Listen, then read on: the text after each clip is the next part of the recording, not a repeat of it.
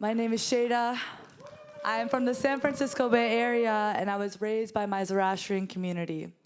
I'm so grateful to be in this space and learning from you all today.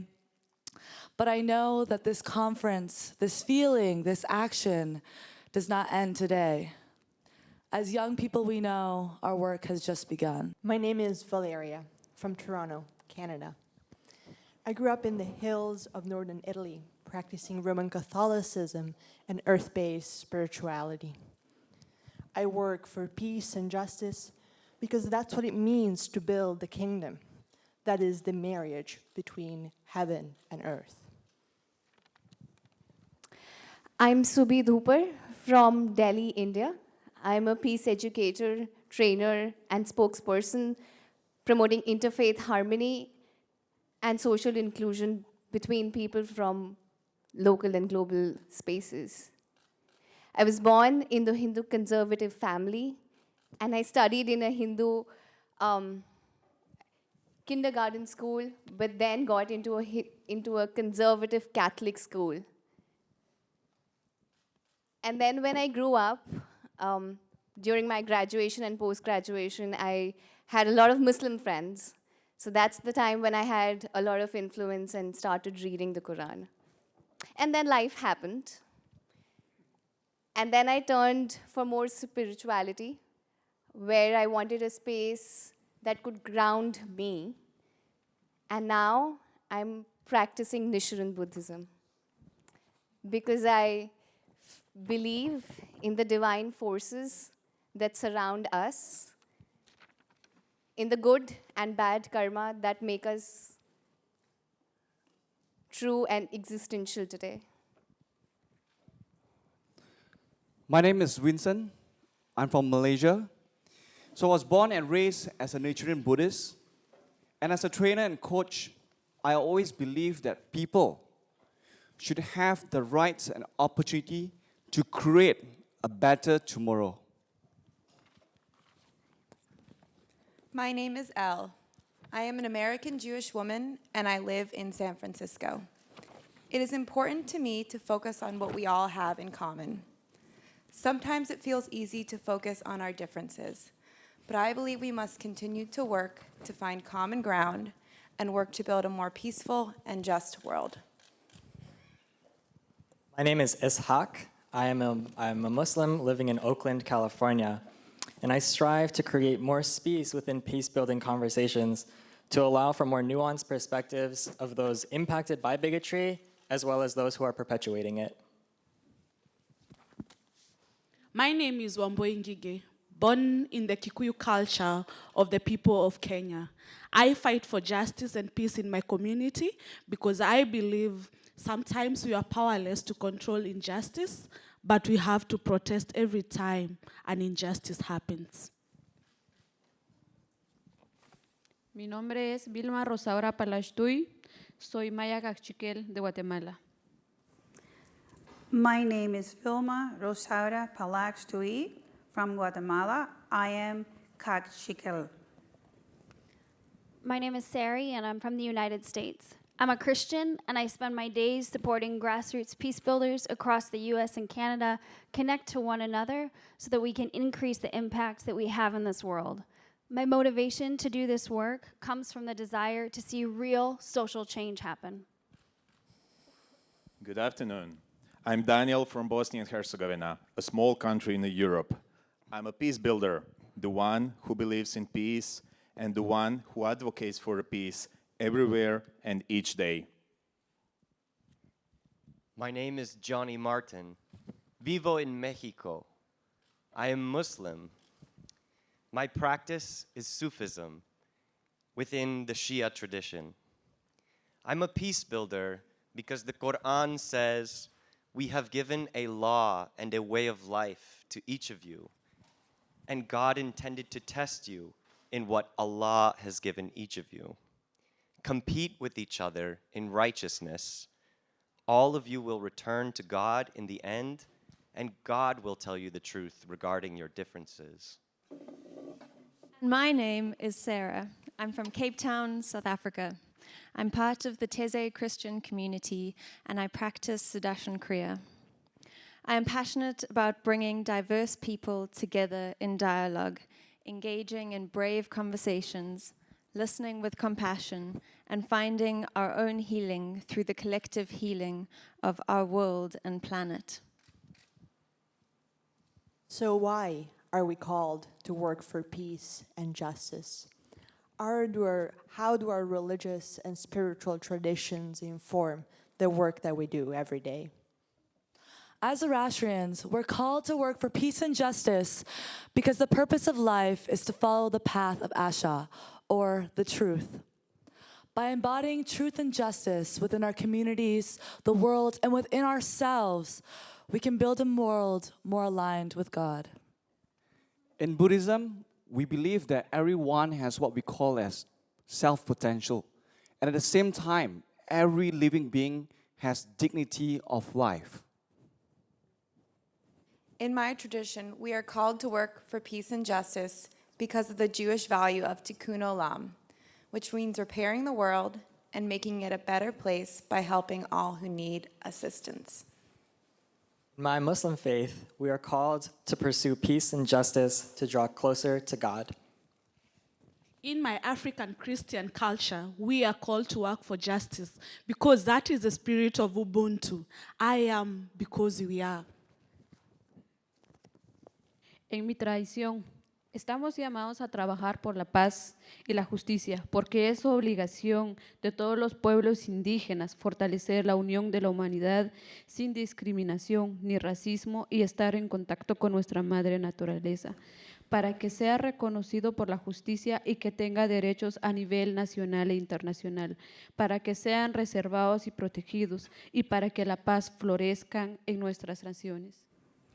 In my tradition, it is the obligation of all indigenous peoples to strengthen the union of humanity without discrimination or racism, and to be in contact with our Mother Nature so that they may be recognized by justice and that they have national and international rights to be reserved and protected so that peace flourishes in the nations. The belief of my community is more than Mother Earth that gives us life and feeds us. At the beginning of the years, gather together, giving thanks for another year, through a Mayan ceremony to communicate with the ancestors and the spirits of nature.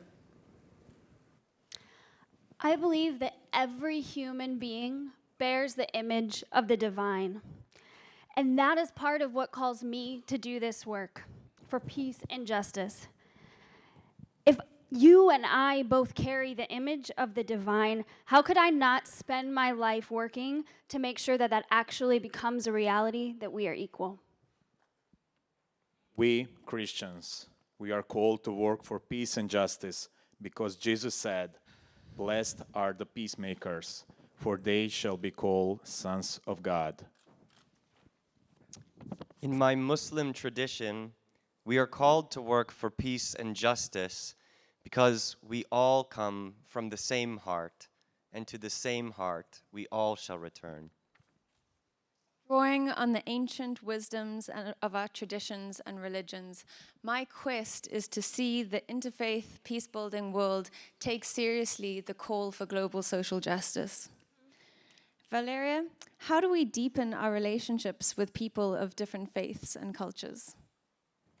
When I encounter people of different faiths and cultures, I'm inspired and challenged to practice self-reflection, simplicity, and active listening. These are the bases for building connection in the simplest and most effective ways we have, through food, laughter, joy, love, and music.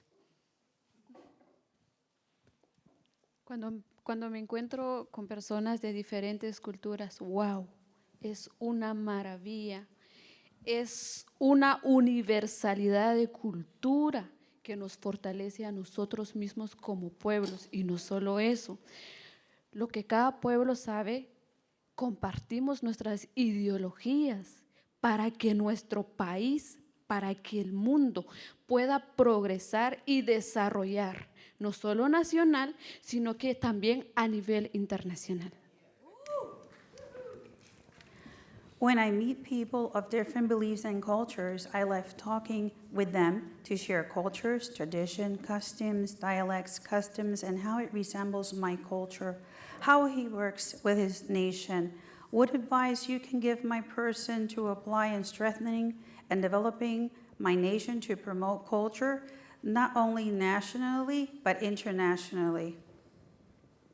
When I encounter people of different beliefs and cultures, I check my privilege and embrace the opportunity to learn.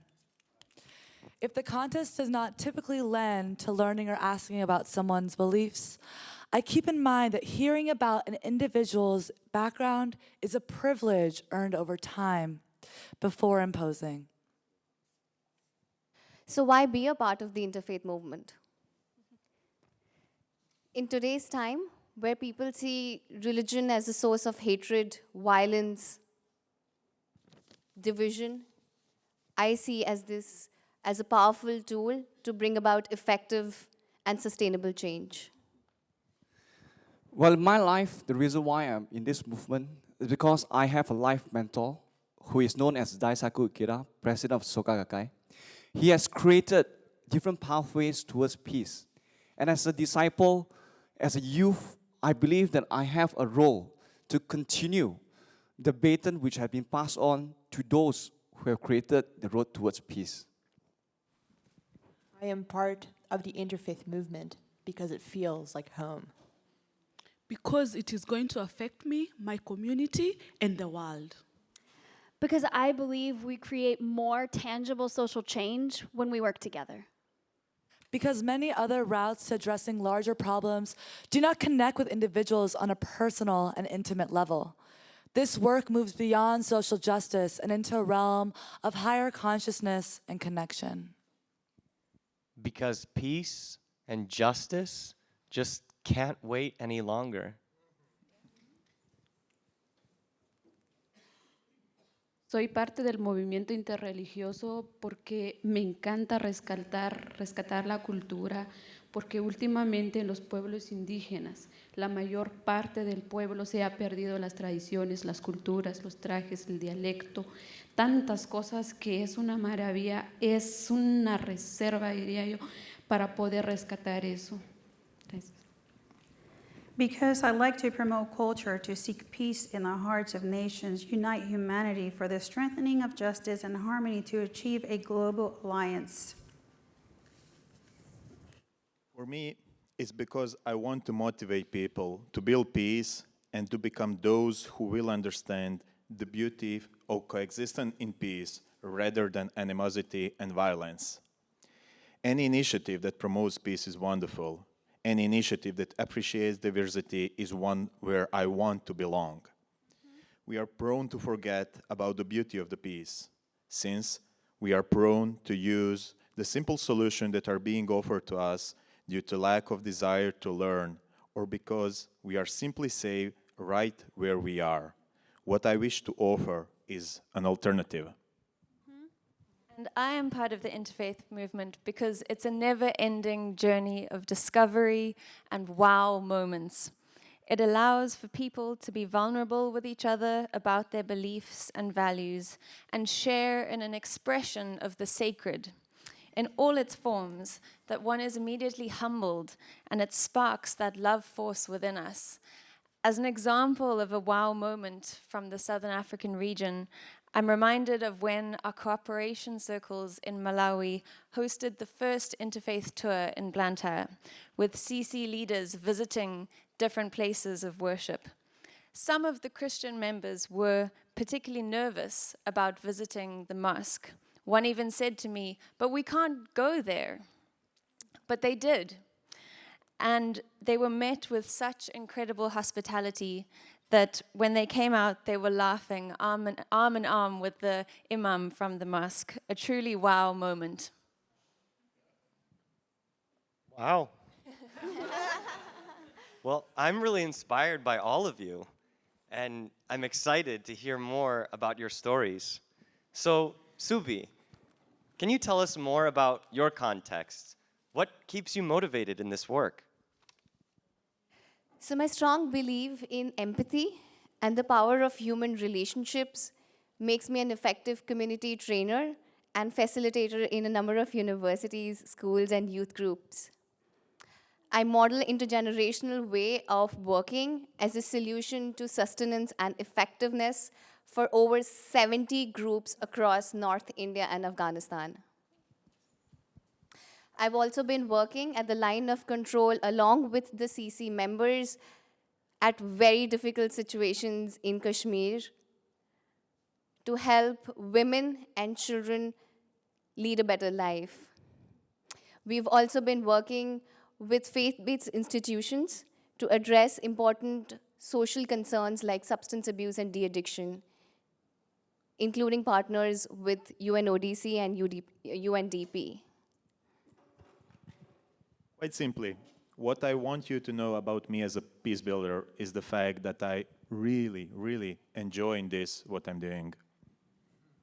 My motivation, on the other hand, is when I see the work which all of us here do, transforming a person who feels helplessness, feel that they cannot make a change in their life, but once our activity is able to help them, when they have the smile of hope and joy, this is the thing which keeps me motivated.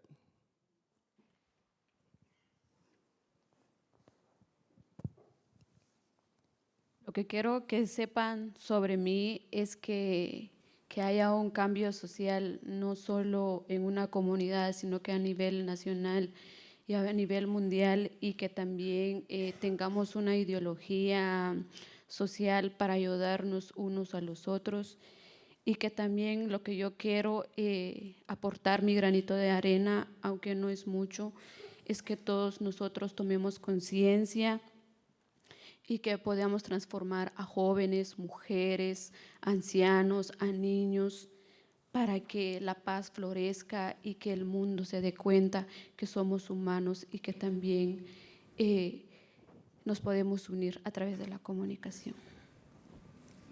I sow social change by contributing my bit to make society aware, and we can transform young people, women, men, for the development of world peace, to prevent conflicts, violence, discrimination, racism, and that justice prevails, and also good communication. So now let's talk about what gets us frustrated and angry in the work of interfaith peace building. I get frustrated when I feel that we're talking ourselves in circles. I get frustrated when us, the majority peace builders, don't believe that we are the majority, so we let the few cowards ruin our peace. But I hope that we will continue and we will learn to believe in ourselves and believe that we are the majority. When someone generalizes one person's behavior to their entire religious, racial, ethnic, or other identity group. I get frustrated when we're too quick to jump to, but we're all equal, without having the difficult conversations first about what that equality really means in our global historical context. When I witness people generating hatred and violence just because of their selfish excuses for irrational goals. I get frustrated when people get into higher position because of prestige, but not because of responsibilities. A mí me enoja, me molesta cuando no hay una comunicación seria, me enoja cuando no llegamos a la meta, a los objetivos establecidos, porque si no llegamos a la meta y a los objetivos significa que el trabajo realizado es en vano y que aparte de eso estaríamos decepcionando a nuestra gente. I feel frustrated, especially when it seems that the work that is done is in vain, especially trying to build peace. I feel disappointed that I let my community down. I get frustrated when my contributions are underestimated because of my age or my gender, when we're just preaching to the choir and aren't actually building bridges, and when we've decided it's okay to exclude some people. Right. Yes. I get frustrated when leadership isn't given to marginalized voices, particularly women, youth, and people of color. Or when we forget the meaning of inclusion, when we forget our atheist and non-believing sisters and brothers, our LGBTQ siblings, our politically conservative friends and allies, y nuestros vecinos que no hablan el inglés.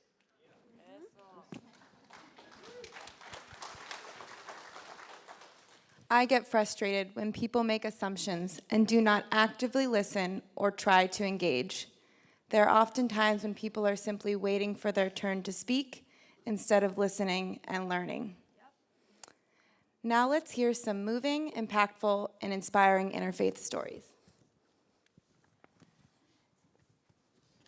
In 2016, I was one of the students helping to set up the first ever multi-faith space in my small university in British Columbia, Canada. It had initially been a struggle to get a new and secular university to agree to ratify our multi-faith group as an official club. We reached out to a local interfaith group, to local faith groups, to let them know that we were going to get together and bless and inaugurate the space on a Saturday afternoon. But we didn't know if anybody would come and join us. In the end, from the window of that new room on that Saturday afternoon, we saw two small figures cloaked in black walking up the big hill that leads to the university campus. The two resident nuns from a local Catholic parish were coming to meet us and were walking up that hill. Soon after, the Baha'i community drove up the hill, bringing together their Sikh friends and loads of snacks. And finally, we were overjoyed when one of our local indigenous elders from the Squamish Nation arrived and opened our small ceremony with singing and her blessing. This small and simple interfaith, intergenerational, intercultural, interracial ceremony taught us, students, about the importance of simply showing up, helping us to see that the smallest things can make the biggest difference. Yeah.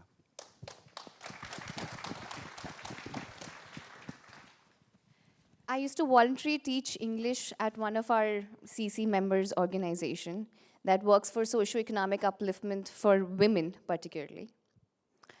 Ironically, the location is close to one of the most famous historical place, Qutub Minar, in Delhi, and one would imagine that there'd be high levels of growth and development all around the place, but it isn't. A visit to that area can actually make you rethink the concepts of development and growth. And think of what age are we living in? From issues of female infanticide, honor killing, no access to education, poor health and sanitation, and many more. The status of women is beyond what words of suppression and discrimination can describe in the capital city of India. While a major reason of this condition is the class and the caste category the women come from, it is also the religious taboos that reiterate the idea of patriarchy. And it is hence that women have not been able to break out from the shambles of oppression. However, our CC member, who has actually dedicated her entire life, over 55 years now, decided to change the situation. And so both of us started working there, eating food together, sometimes even sleeping at their homes in the night or during the day, playing board games, started to build trust relationships.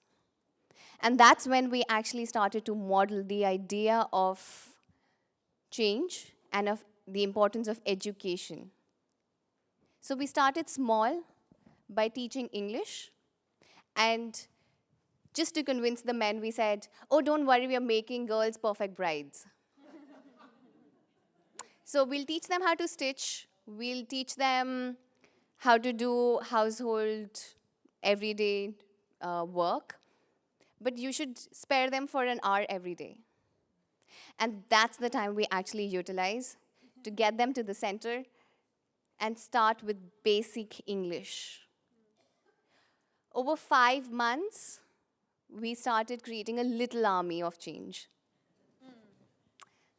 And it still continues. It's been over 3 years, and women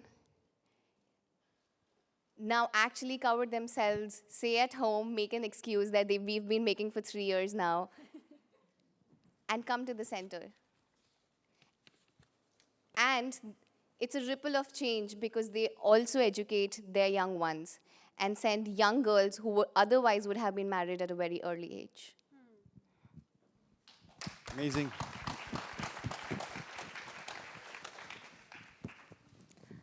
I have lived in San Francisco for 8 years, but in most of my time here, I did not seek out organized religion or religious experiences.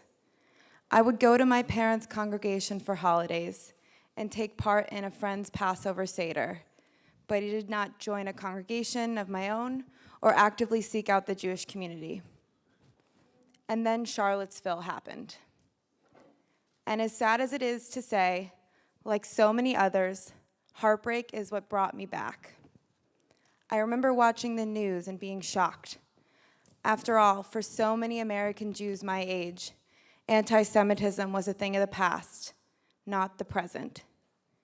And even though I felt so hurt, I also felt alone because it was hard to find an outlet to express the pain, disappointment, and concern, all of which was so fresh and new.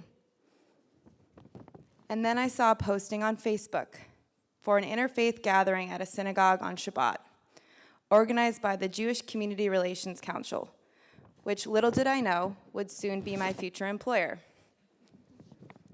I arrived at the congregation with a friend, unsure what to expect, and saw a packed congregation with 1,000 people from different faiths gathering alongside community leaders, elected officials, and clergy. I remember singing and crying and feeling so connected to everyone in the room who came out to support one another. At one point, we came together, arm in arm, and sang "Lean on Me" as a group.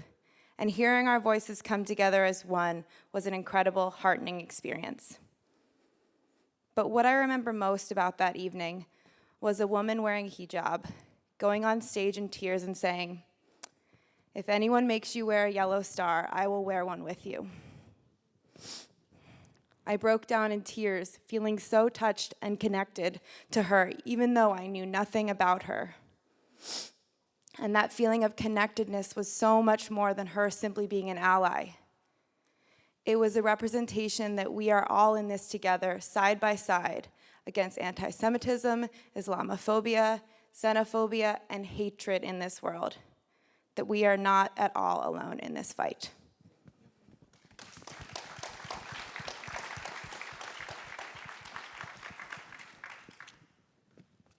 Earlier this year, I attended a church service at the invitation of my friend, Servant B.K. Woodson, at the Allen Temple Baptist Church in Oakland, California.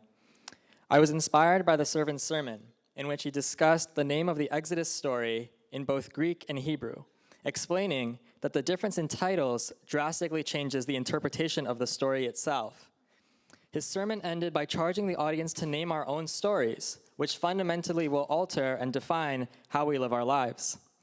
This charge was especially relevant to those attending this African American church, as they constitute a people whose stories, both historically and at present, have been stripped from them. Now, this was not an interfaith service. It was a Baptist service that I, a practicing Muslim, attended. And what I appreciated most about the service was that it was authentic unto itself. And the key here to recognize is that authenticity will fundamentally create difference. Why? Because we're not the same. And so I, in my position as a practicing Muslim through my own lens, may sit at this church and disagree and have a very different idea of who God is. But that difference of belief does not and cannot stop me from partaking in a shared lived experience and connection with this other congregation on a Sunday afternoon and having their service touch my heart in a similar way to theirs.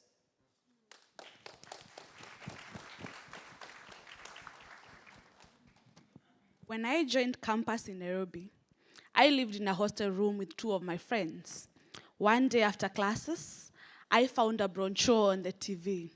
It had some weird writings and some scripture that I didn't understand. I was shocked.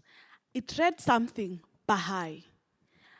The first thing that came in my mind, having been brought up in the village or in a country that you're either Christian or Muslim, was I was living with a cult member.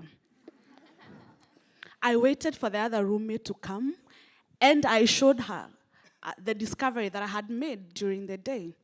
You should have seen her face. She was as scared as I was. We thought now we came to Nairobi to get an education, only to end up in the hands of the devil. I will be lying if I slept that evening.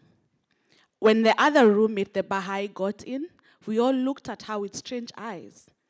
We tried reflecting whether we had detected some cultish and familiar traits. But we never asked her a question. Days later, we gathered after I prayed the rosary, protective prayers, went to church. We asked her what her religion was. She sat us down and told us what the Baha'i was. I will be lying if I say that I understood the whole context the first time. But I chose to believe her as I put her in detection to see whether truly she believes in what she told me she did. Then she did invite us to a gathering. We, of course, turned down the offer many times. But one day we decided to go. And that is how, ladies and gentlemen, my interfaith journey started. Today, I have gone to the Baha'i temple so many times. My friend moved to the UK, but I still go to the temple. URI has held a lot of meetings in the same. I have gone to a silk temple and left fulfilled without me being scared of my life. And I have also learned to appreciate that our differences make us beautiful. And a few weeks, coincidence has it, a few months later, I joined URI. I dragged my friend to meetings, whether they like it or not. But they have also come to appreciate, the effort and the essence of interfaith. I would walk to a Muslim meeting and be okay. I will dress the way they want me to dress. I will do whatever they want to do. But one thing that I won't do is judge someone just because they believe different from me. I don't have to agree with them, but I will have to respect them. That is not an option. Thank you.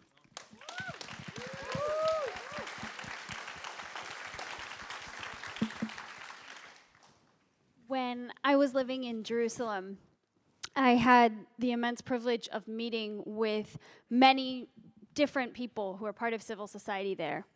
Professors, people who worked at the embassy, in government, advisors, consultants. But I also had the privilege of meeting with grassroots peacebuilders. One in particular stands out to me. Her name is Robbie Damlin, and she runs an organization called the Bereaved Parents Circle. Her son was killed by a militant, and through her own process and journey of forgiveness, she eventually started this organization which brings together people from various sides of the conflict in Israel-Palestine to grieve together and to move forward together. As Valerie called us to forgiveness setting us free from hate. That's really her work. That's what she's doing. And it's incredible to see how she brings together, and her team, bring together people who may in other settings not even speak to each other, but to share this grief and figure out how they can move forward together. When I was living in Jerusalem, there's this palpable feeling of being in a place of conflict. It's like a heaviness on you. And when I left the country, I'd feel like, oh, I'm lighter. That's interesting. I had that same feeling when I was with people like Robbie and other grassroots peace builders. And that's what's kept me doing this work.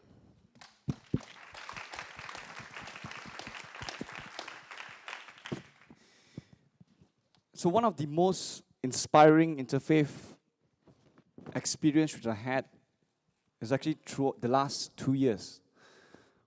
One very great, or rather one very heartbreaking thing which happened around the world during that time was the mass genocide which we have in Myanmar, whereby the Buddhists were killing Muslims. Back in my own country, Malaysia, apparently we have a large number of refugees who came over. During my first contact with the refugees, when I step into that place, I can see very gloomy, very sad face. When I ask them, what do you plan to do now that we have taken refuge in Malaysia? They can only tell me one thing: I don't know. I felt that there was a great sense of despair and loss among them. And so, my organization, we decided to help them. We went and provide education, we went on ground, we teach them. But I realized that it wasn't enough, because there are some areas which we cannot help them. There's so much which we can do, but again, why are we limiting ourselves? And the moment when I was seeking for help, I scrolled through Facebook. I don't know, I think it was because of fate, I found out one of my friends from the Muslim community. He was helping another group of refugees as well. And I took the initiative to ask him for help, and we had our discussion, and we did. Our part, we did education. His part was supplying food, resources for them to live on. The journey was not easy. But in reality, when they first came into Malaysia, a lot of the young people, they were struggling. A lot of families were struggling to find income to even sustain themselves. But because of our effort, now more than 50% of the kids now, they go to school with a sense of purpose and a sense of meaning. And I would say that if a Muslim and a Buddhist organization can work together to help another community, why are there still Muslim and Buddhist community killing one another? So I started to question myself, and I realized that there's so much grassroots work which we still need to do. And that is why I vowed to myself that as long as this type of religious violence is still happening, I'm going to play my part as much as I can to help those in need.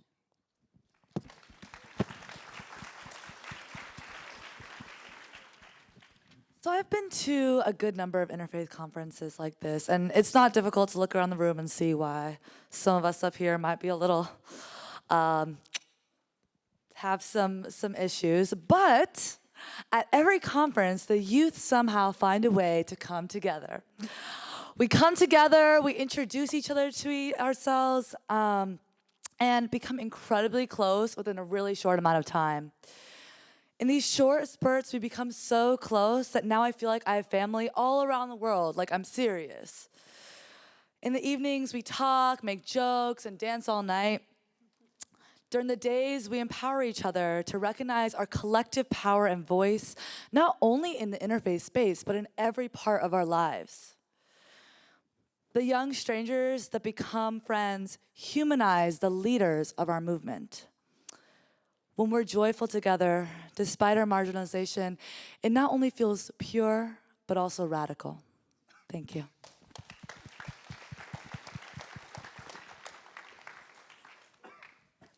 I'll keep my story fairly brief, and rather than focusing on some of the interfaith work that I've done, I'd like to share a brief story about an interfaith relationship.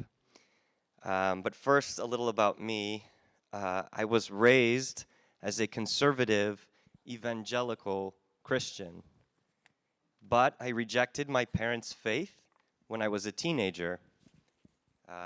As a queer person whose parents sent him to conversion therapy, you might imagine why.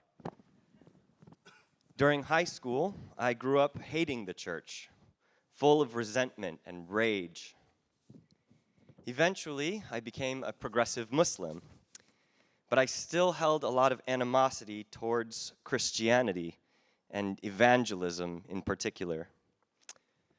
That was until a woman from my university, actually a reverend and youth minister, sat next to me on a plane ride returning from an Interfaith conference, and she decided to spend that time together on that plane ride, sitting next to one another, sharing with me the thing that was most important to her, the loving compassion of her Savior, Jesus Christ. It wasn't until this moment when more or less someone who was a stranger opened her heart to me that I could see that our values and motivations came from the same place. And so we prayed together for a world of understanding, forgiveness, empathy, and justice in the name of the one who stands for the truth. And I'll just end with this. Just last year at the Parliament of the World's Religions in Toronto, I got engaged to my fiancé, Ricardo Manzano from Mexico. And I hadn't talked to her, the Reverend, in several years, but I did post on Facebook about my engagement, and I just received a simple message from her, just one word: congratulations.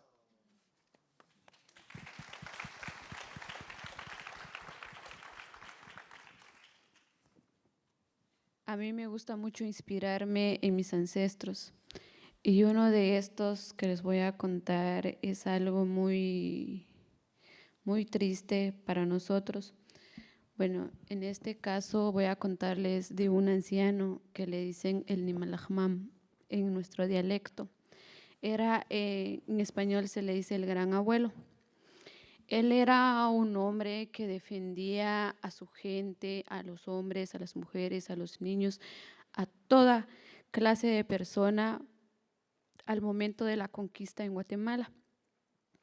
Y lo que él hacía era un tata o un guía espiritual que tenía un don maravilloso. Cada vez que llegaban los conquistadores a su pueblo a matar a su gente, lo que él hacía los ocultaba. Y los españoles lo buscaban y no encontraban. Y cuando se enteran, él está en El Salvador. Cuando van a El Salvador, después llegan allá y se dan cuenta y resulta que está en Costa Rica. Llegan en Costa Rica, resulta que después está en San Marcos, Alta Verapaz, y nunca lo agarraban. Hasta que llegó un día, los conquistadores fueron más listos. Agarraron a toda su gente, los reunieron en una comunidad y luego los iban a quemar a todos si él los entregaba. Lo que él hizo, llegó ese día, se entregó por su gente. Dio su vida por su gente. Perdón. Y lo mataron. Mataron a un hombre que defendía a su pueblo, buscaba la paz, la armonía. Lo mataron. Al momento que lo mataron, él dijo: puedo estar muerto, puedo desaparecer de este mundo, pero jamás mi espíritu. Voy a estar siempre con ustedes y los voy a ayudar para lo que ustedes necesitan. Y es Él lo que me ha inspirado a llegar acá. Es Él lo que me ha dado la inspiración de seguir. Aquí hay veces que uno dice que ya no, pero yo lo admiro bastante. Fue un gran hombre y siempre digo, puedo cambiar mis hojas, pero jamás voy a cambiar mis raíces. Gracias.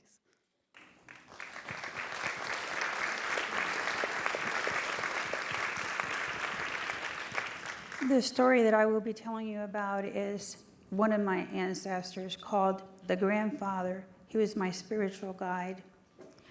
He was also one of the elders in our community in the times of war. He was wise and defended his people from all kinds of evil until one day he tried to hide his people as he was so humble. And what had happened, he tried to hide it even though he was threatened against his life.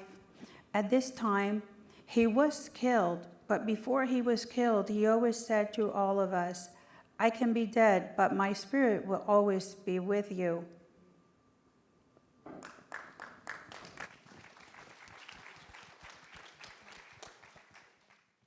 So, what about me? I'm still coming from the small country, Bosnia, from Europe. I have started with peace building accidentally. It was never intended for me to spend 12 years in civil society till now, and together with my colleagues found an organization. I was never supposed to hold seminars, travel, be a part of a global interfaith dialogue, but here I am. At the beginning, I wasn't sure what my purpose is, but it became clear over time. I lacked space while I was growing up, lacked interaction with those in power, lacked opportunities, and that is what I wish to provide to young people. I lacked peace, a real peace. At the time, I didn't know what actually I lacked, but I didn't like it. I just wanted to make a change. This is what I do and what is worth all the effort. Seeing young people, my peers, using the opportunities and the space that me and my fellow colleagues over here and down there provide gives me all the energy to continue doing even more. Every time I see their interaction with other young people, their active participation in their local communities, and the desire to be the change, my motivation is renewed, and I want to do even more. I want to offer them everything I didn't have.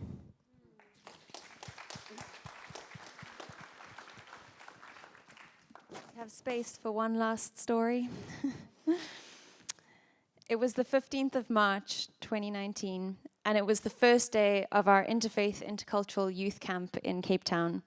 This would be an experience of connection, learning, and fun for 36 young high school students from different religions, races, and socioeconomic backgrounds. On exactly the same day, halfway across the world, the shootings in Christchurch, New Zealand were taking place. As the Cape Town Interfaith Initiative, a URICC, we responded to the Christchurch shootings by hosting what we called an observance of compassion. This was an evening where interfaith leaders would offer prayers of peace and light candles in memory of the lives lost. This interfaith gathering was particularly significant in that it took place in one of the biggest Dutch Reformed churches in Cape Town. What you need to know here about the South African context is that the Dutch Reformed Church has its history tied up in the founding laws of apartheid. And so for this church to open its doors to religious diversity, to say no to separation, and to honor the lives of those killed in a mosque in New Zealand was something quite remarkable. And yet, even this act was met with resistance from members within the church community. They responded with threats to the priest in charge, disapproving articles to the newspapers, and threads of Facebook comments, all an expression of fear, the same fear that simmers underneath so many hate crimes. I've grappled with these paradoxes like these that keep coming, an act of hate, followed by an act of love, followed by an act of hate, and round we go in this circle. And I find myself asking, when will our acts of peace add up and topple over the violence? It's in these moments that I turn within to that internal fire of encouragement that draws me to be part of a different kind of consciousness that says peace is possible. and the words of the poet Hafiz ring through. How did the rose ever open its heart and give to the world all its beauty?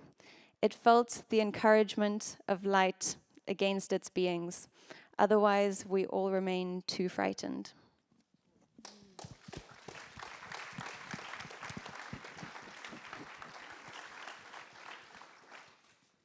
I think we forgot to put an asterisk sign below and say, if you go down the memory lane, we are not responsible.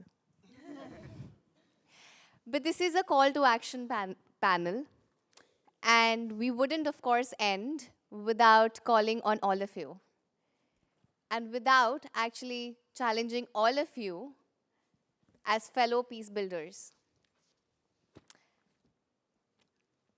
My challenge for you as fellow peace builders is to keep creating the critical connections of love and to think creatively about the new ways of being that are going to liberate all of us. Don't give up. We are the majority. The world needs us, and it needs us now even more. Move beyond transactional relationships to foster deep social and spiritual bonds. Create spaces that provide safety and trust for ourselves and others to show up authentically. My challenge for you is to ask questions, listen, check your privilege, and try to challenge any assumptions you may be making. My challenge for you is to dump your assumptions. Don't think differently about someone because of a particular label, religious or otherwise. Approach every person as an individual with a clean slate. You might catch a theme here, because my challenge to you is to continuously ask yourself who in that moment you are making the other and do something to challenge that. My challenge for you, for each of you here, is to never get tired of peace building. This earth really needs you. I challenge you all to learn the history, especially the lesser known history of the very movements you're working for. Mi desafío para ustedes es buscar soluciones para prevenir futuros problemas. Y uno de estos problemas que está afectando mucho es la comunicación. Y mi desafío para todos ustedes que para el próximo evento o próxima reunión, los desafío a que ustedes aprendan español y yo inglés para que haya comunicación.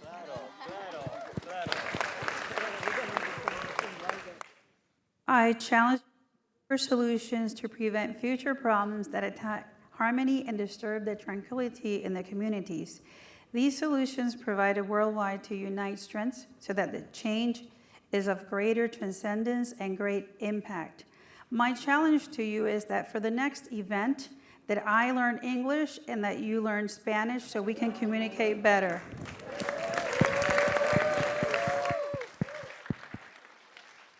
My challenge is to live our work as a practice of awareness, as a practice of patience, as a practice of compassion, and as Valerie might say, as a practice of parenthood. My challenge to you is not only to work, but to inspire more people to eradicate what would actually destroy the existence of humankind as a whole, especially the threat of nuclear weapon, climate change, religious motivated violence, and all other forms of violence. We are living in difficult times. And as young change makers, my wish is that we all bring interfaith into action.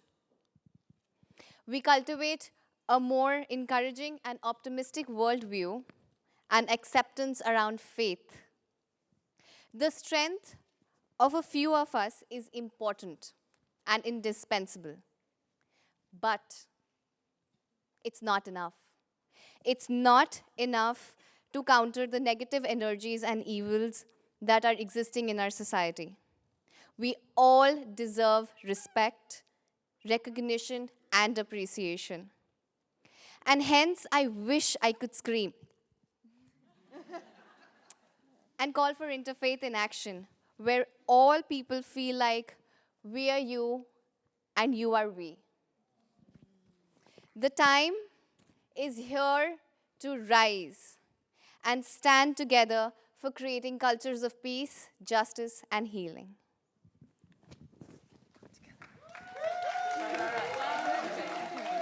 Peace! Oh, okay.